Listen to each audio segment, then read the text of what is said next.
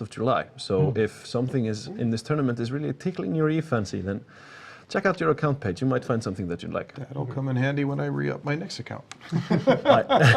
Yes, for sacrificing it. Yeah, so let's talk about that just for a second. I'm doing a charity event for the Extra Life charity. Some of you may have heard of it. You play a gaming marathon of 24 hours on October 25th, and all of the money, you have people going to sponsor your campaign. All of the money goes to a children's hospital of your choice. I live in Colorado, so I've chosen the Colorado Children's Hospital for mine.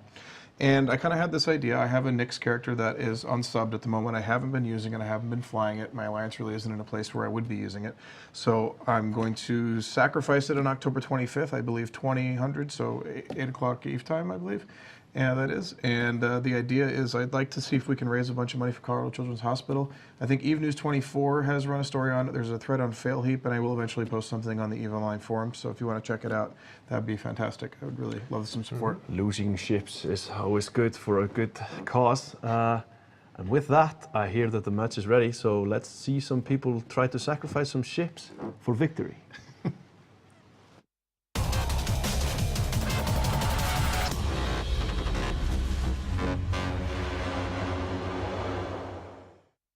That last malediction is at about half armor, and this match will be over before too long. So he's got a raptor right on his tail. Right, the malediction down.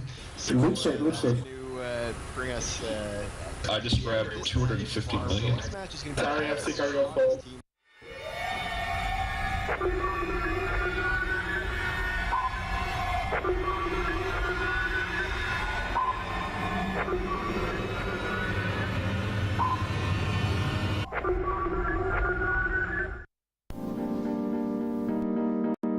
Okay, you have him. Roger. We've got him. I'm gonna disengage as well. Pointed. Pointed.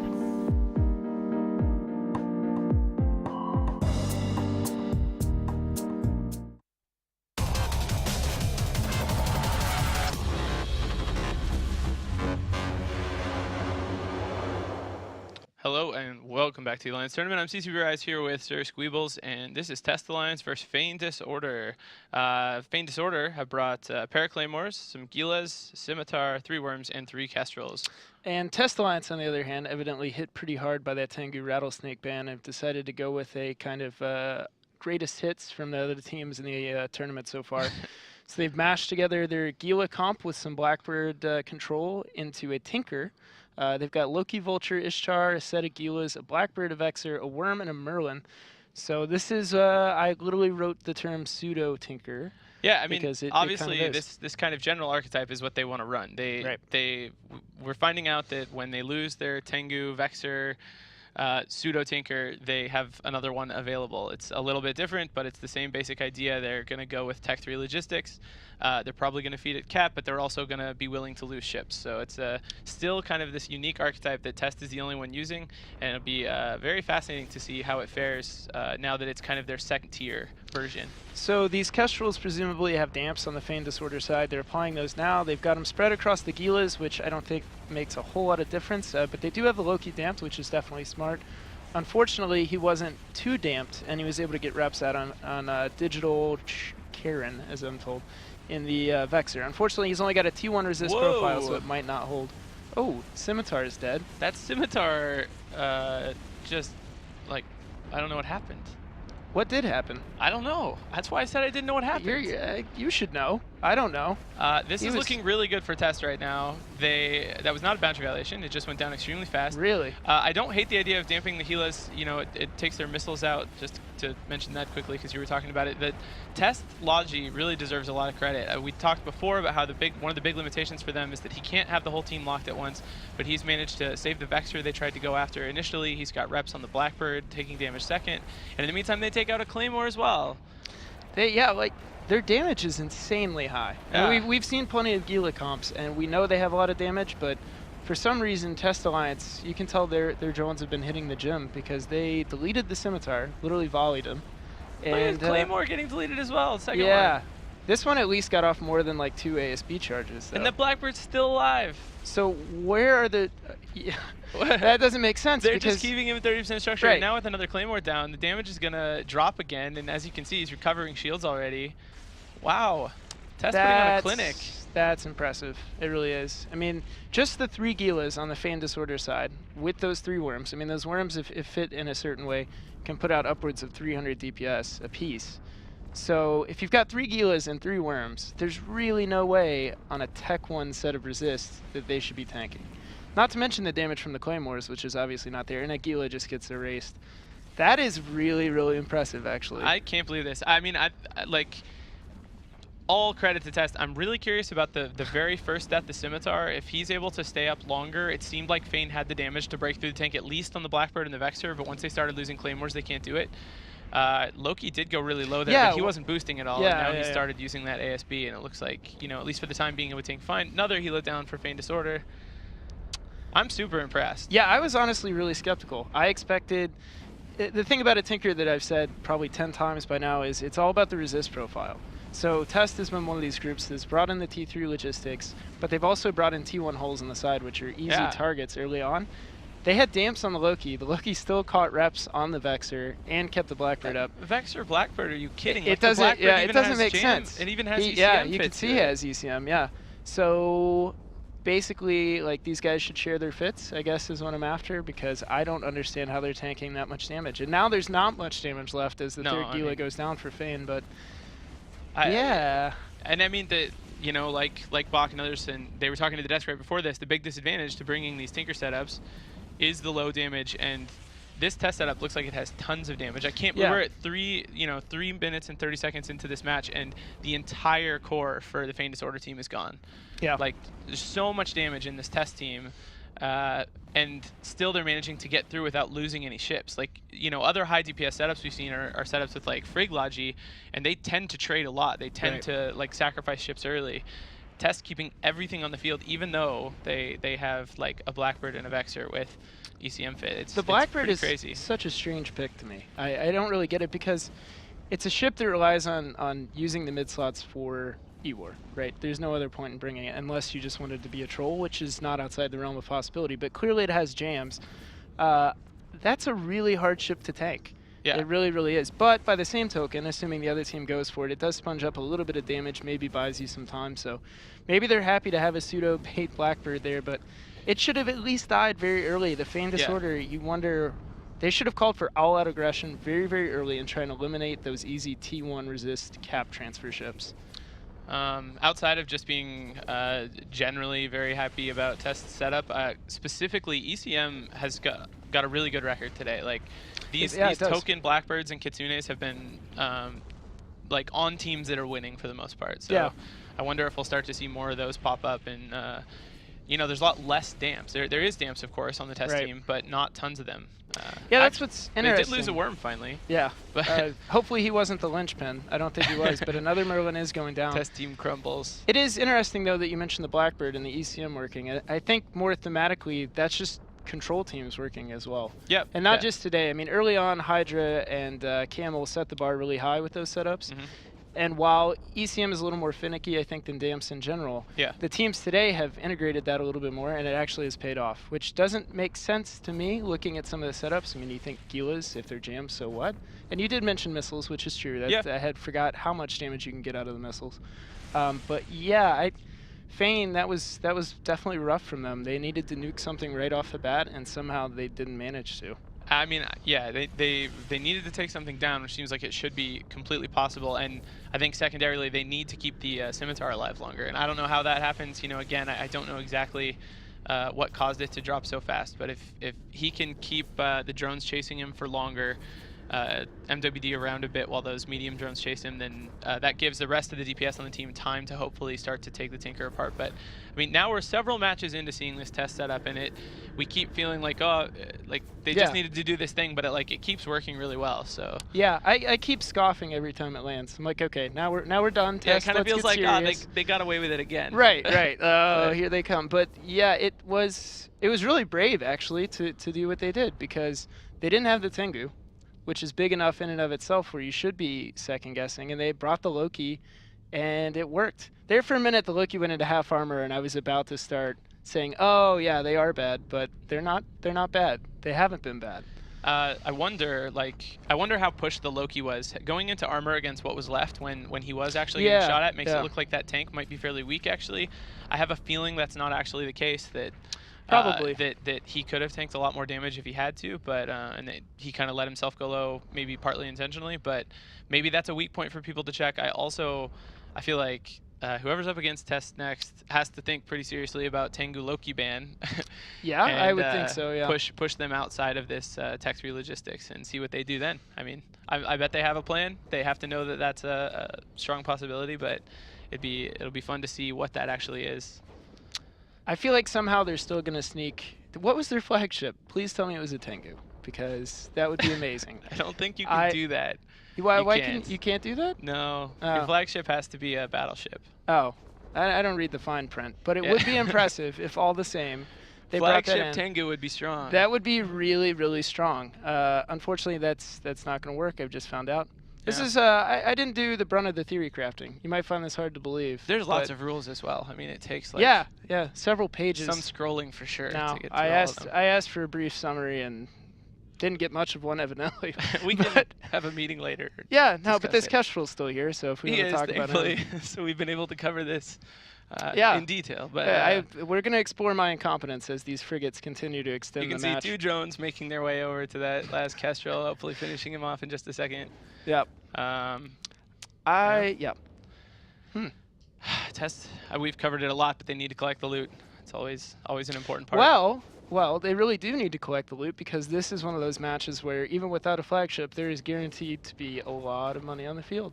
And looking over, you can see augmented Valkyries. Oh, sorry, those are from Test, but I assume Fane was using augmented. I mean, they've definitely a serious team. Oh, they've grabbed most of them by now. There's hardly any drones left on the field. But yeah, there is some of those around. That frigate's dead. Match over. Yep. Great job, Test, again. Like, really, really cool stuff. I'm excited to see what the geniuses over at the desk have to say about it, so we'll send it back over there.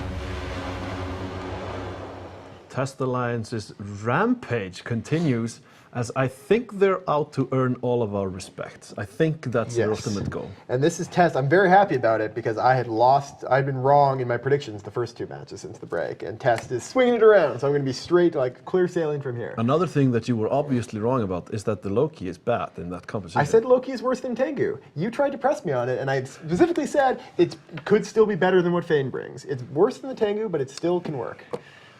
Well, still, you...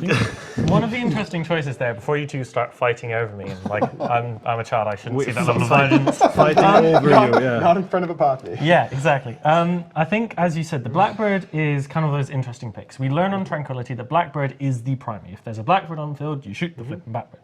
But when it comes to Alliance Tournament, there's kind of 2 things. Firstly, you can bait tank Blackbirds really well with a shield tank. There we saw it was jamming really well. So probably what they saw in testing is that there was kind of one setup that really kind of killed their Loki-based Tinker, and that was the Minotaur command ship, as you said. So by just having the Blackbird and then just having those key Minotaur jams in the right places, they negated so much incoming DPS, and it just went so well from them from there. Yeah, it's very possible. Of course, we're not going to know for sure because it didn't die what jammers it had on it. But yeah, I think you're absolutely right. It's very possible that the jammers would be skewed towards some threat that they identified. Yeah, and that's a great thing you can do with like a single token ECM ship. Sometimes it can be the thing that really gets you past what would otherwise be a hard counter.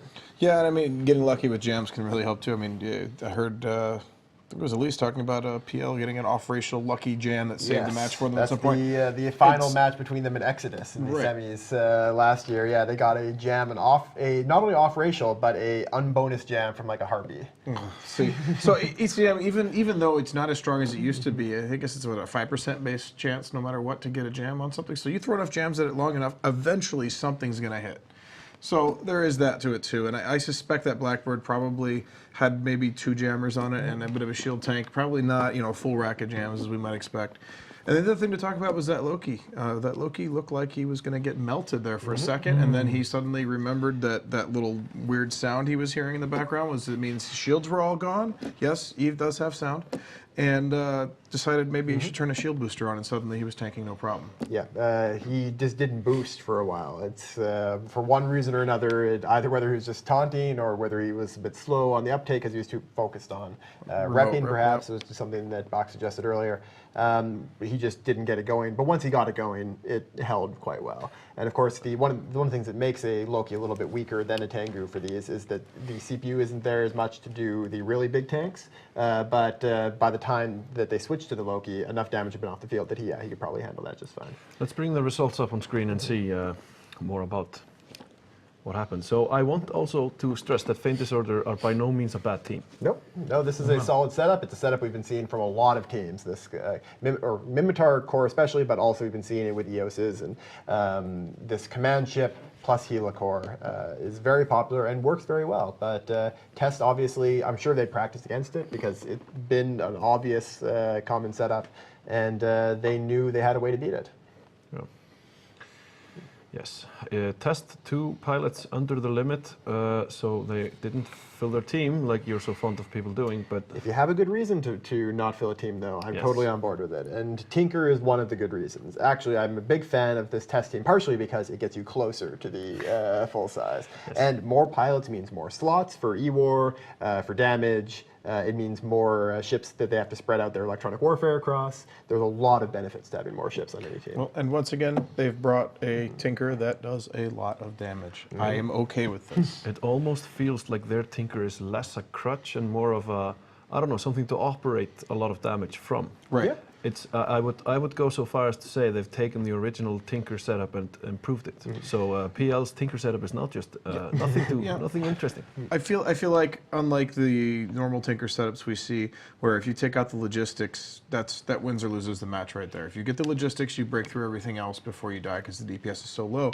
This setup isn't like that. This setup is high enough DPS. You can take out the logistics, but by the time you do, you've lost a few ships, and even still, the Test team is strong enough, has enough damage that you're going to trade ships from there on out, and it just comes down to who was ahead when that logistics went down.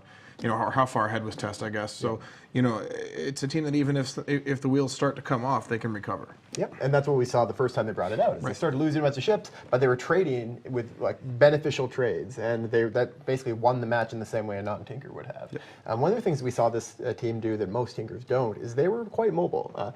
They, like most, especially Shield Tinkers, they didn't have prop mods. They weren't moving very fast, but they looks like anchored on one of the slower ships and just slow boated across the field to get closer to the enemy, get into missile range for more targets. It's something that most Tinkers decide to stay pretty stationary, but they are much more mobile than you usually see. It's a little bit dangerous in that if a enemy can web off one of their guys and they don't notice it until it's too late, you can easily fall behind and then get out of rep range. But if you're really confident that you can communicate well and make sure you catch when that happens, then it works well.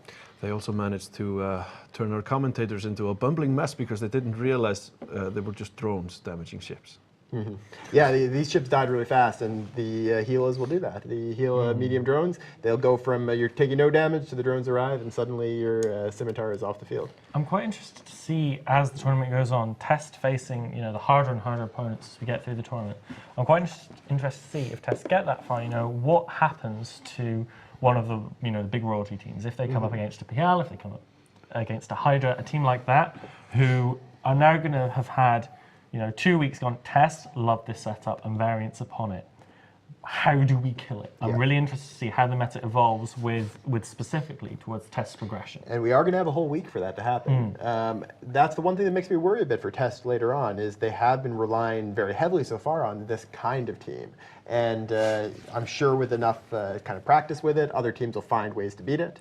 And so they need to have something else up their sleeve. It's always possible, though, that like they've been showing this one because they know that people aren't going to be able to react to it quickly enough, and that next weekend they're going to bring something completely new out of the box. That would be great. That would be the best approach. But with that, Famed Disorder are out, and we move on to match number 101. Yeah, big one. This is a excellent match. Yes, this is it's time to fire up the thrusters on the Hyperion. Shadow Cartel versus Nulli Secunda. Shadow Cartel have banned the versus RVB. RVB. Yes. Nulli Secunda won, so I am an idiot. So There Shadow we Cartel RVB, two teams that are in the elimination brackets, but that have been incredibly strong performers. Yes. Shadow Cartel only lost by a razor's edge to the defending champions PL, and then RVB has won some also amazing matches, and then lost against Nulli earlier today. So these are teams that are not ones you want to come up against in the losers bracket. Shadow Cartel have banned the Gila and the Loki, while RVB banned the Celestis and the Eos. And the match is ready, so you only have a few moments. Interesting. So Loki's they banned an interesting ban. Loki and not Tengu, right? Yeah. That's not what you'd expect. I think consensus that's a weird ban.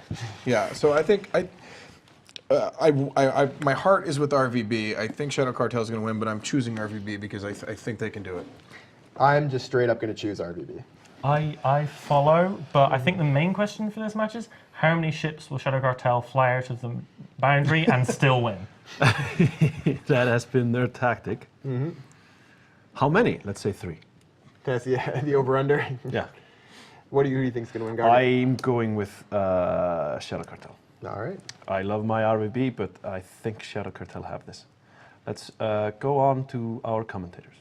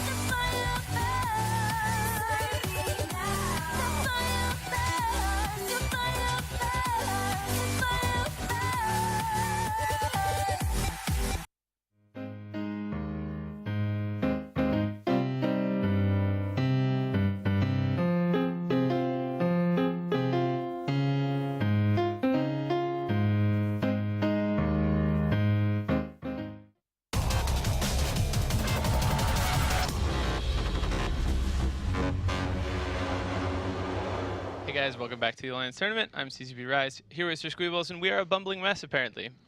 We are. We're about to watch a really awesome match, Shadow Cartel versus Red versus Blue. Both teams, this is one of the most kind of mirrored matchups we've seen because in a while, well, one of the first ones we've seen was Rattlesnakes. Both teams bringing 2 Rattlesnakes. Other than that, I guess some very big differences. Right. It's mostly in the support wing. Shadow Cartel has gone with a Frigate Logi, Nighthawk Claymore, double Flycatcher, 3 Worms, a Mollis, and then those 2 bursts, which they've used Frigate Logi in the past to pretty good effect. And on the other side, Red versus Blue is going with a little unusual setup, I think, with 3 core axes, 2 Worms, 2 Harpies, a Caracal, Scimitar, Vulture. This, in my mind, is absolutely going to be a support war, basically. Yeah, it does seem like that's going to be really important. A lot of it hangs on how good the bursts do for Shadow Cartel, and they, of course, did amazingly last match. Shadow Cartel, I like the fact they have 2 command ships. Like, if the bursts do a good job, getting that extra command ship in there is really, really strong. Wow, look at the damps. Yeah. Look at the damps. Yeah, that's a pretty impressive amount of control coming off of a shield team. I do actually favor Shadow Cartel's setup here. Even though you might look at RVB and say, oh, they've got the Scimitar, some more rep potential, you can see that that's not going to mean much because there's so much damage on both sides. Already a Corax down, a Caracal about to be down, and that Caracal was really critical. If he's RLML fit, then he was going to be a huge part of taking down these bursts and these worms, and he's not going to be able to do that from beyond the grave. There's few drones chasing around these bursts, but like obviously RVB really wants them down, but with all the damps there, they're really struggling. I I would so far, imagine no real significant damage going on to them. Right, and I would imagine, I mean, that one burst of Adam Yall was just going 2,600. That's going to be really difficult to apply to, even with those worm drones. So once they realize that they're not applying very well to them, if they can't kill those bursts, that DPS needs to be used elsewhere. Like, they've got to apply it to something that'll stick. That's already a second Core X down. So 3 ships lost for RVB, none for Shadow Cartel. You can see webs on the burst now. The RVB worms and harpies did finally catch up and get tackle. So burst piloted by Adam Yall, taking quite a bit of damage, but also breaking web now, killing the worm probably that had the web on him, which is a really big deal. So now he gets to slide away from some of that damage. And in the meantime, in the top half here, we've got the Rattlesnake of RVB. Yeah, I just looked up and saw it as well. But Rattlesnake of Matthias for RVB is slowly going down. The Nighthawk of Hierney, though, has been getting absolutely hammered by these Rattlesnake drones. He's not going to be able to hold on much longer. Even if those burst traps hit, he is going to go down. They need to trade this Nighthawk and so much more for that first Rattlesnake. That Matthias's Rattlesnake is so important. Okay, they did get the Nighthawk down. Yeah, though. But not only that, they got the Scimitar on the RVB side. He went down as well in the meantime. This that is one of those part I fights didn't that's notice, hard to keep track of because there's like 4 different fights going on. There's I think that's actually to second or third Scimitar I've missed the death of somehow. So burst down. RVB does manage to get one of those Logi down on the Shadow Cartel side, and that'll make killing the second one really easy. But yeah, losing this Rattlesnake is really bad news. At this point, RVB's really running out of damage. Rattlesnake representing the biggest chunk, obviously, on their team. So that hurts really bad. We'll have to see if there's any way this Rattlesnake can hold up long enough for them to get another significant kill, but I don't like the chances of that happening. Yeah, I think Shadow Cartel understood the first rule of my made-up rules for the tournament, which is that you need to be... You replace the actual rules. Right, no, I did, and they also change occasionally, but you need to always be applying damage. And sometimes it's really tempting with things like these high DPS platforms, the Rattlesnake, to go for things that you might not apply for or apply well to and hope that they die. If they don't, you have got to switch. You cannot spend time with 1,000+ DPS on something that DPS is not connecting to. So it was a good switch to Matthias and the Rattlesnake, and it did work out for him. And yeah, whenever they deleted that Scimitar, that's a bit of an important point. Yeah, RVB second Rattlesnake now at about half shields, taking a while to kill him. It looks like RVB's also focused on turning around the support fight. They're kind of having their Harpies and Worms fight against the Worms of Shadow Cartel, which is actually going pretty well for them. Yeah. They've kind of evened the support side out. I guess there's still a little bit more on the Shadow Cartel side, especially now that second Harpy went down. But I just don't know how they can win the main fight here. They have this Rattlesnake tanking pretty well, but I don't think he can permanently do that with an ASB. They're getting the Shadow Cartel Rattlesnake down to almost even shields with the remaining RVB one, but unless for some reason MacGyver can permatank in this match, it's going to be really tough for them to turn this around. Right, and once he does die, no matter the state of Rathnon on the Shadow Cartel side, once MacGyver is dead, there's just not any pressure coming out of RVB. So. Unfortunately, it's one of those things where you have to slowly watch the ship sink, and I don't think there's a lot they can do. It is impressive, though. Yeah, I mean, both on the support support war and on the Rattlesnake fight, RVB made up a lot and Yeah. they're not ahead, but they did make up a lot of ground. It was really impressive that they managed to kill those worms like they did with only a handful of ships left. And somehow, MacGyver's still going. That they're making this actually close to working. I mean, he's still got shield reps. You can see he's still getting boost cycles. Yeah. Although it looks like Rathnon is as well. So with the lower amount on those boosts, I'd almost be willing to wager he's running an XII and maybe has a local injector to help keep supply and cap. But that was really well tanked. Unfortunately, it was too little too late. But it does look like they might get Rathnon. I mean, he's pretty low. He's not moving too fast. This Vulture can score some morale points and take him down. But I think